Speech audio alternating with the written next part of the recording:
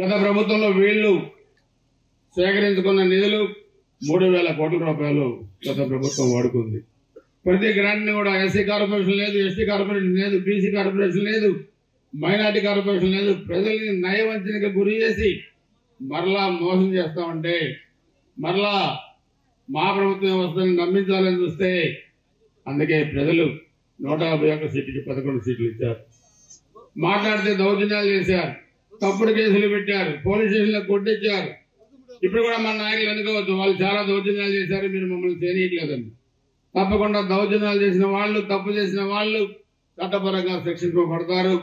మీరు ఆందోళన పడాల్సిన పని మాత్రం లేదు. అలా అని కార్యకర్తల్ని కాపాడుకోవడంలో మేము వెనకడుగు వేసే సమస్య లేదని చెప్పి కూడా స్పష్టంగా కూడా తెలియజేస్తా ఉన్నాను.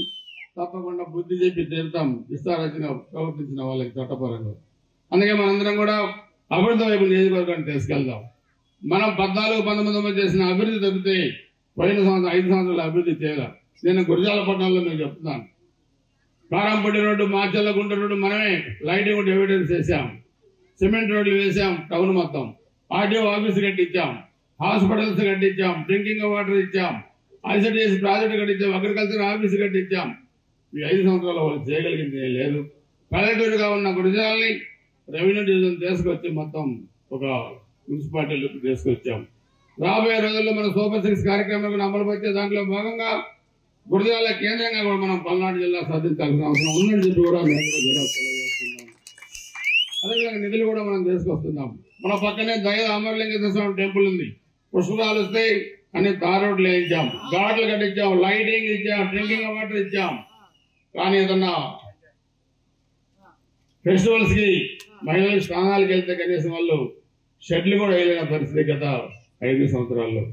వాటన్నిటిని కూడా మళ్ళీ నిధులు తీసుకొచ్చి డెవలప్మెంట్ చేస్తున్నాం. 16లో పుష్కరాలు వచ్చినాయి.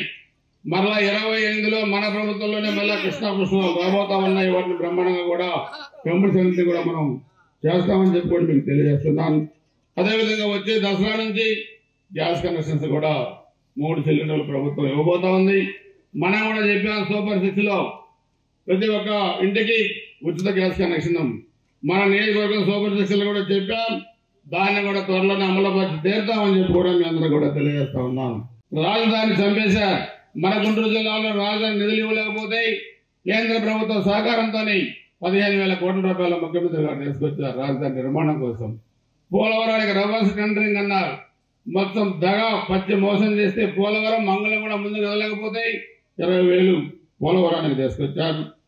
పరిశ్రమలు కూడా అన్ని కూడా రాబోతూ ఉన్నాయి.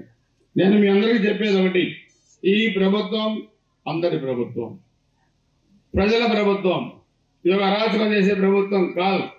అందుకే త్వరలో ప్రతి గ్రామంలో ఒక యూనిట్గా తీసుకొని, మున్సిపాలిటీని ఒక యూనిట్గా తీసుకొని అభివృద్ధి చేసే దాంట్లోనే ఒక ప్రణాళికలు కూడా రూపొందిస్తున్నాం.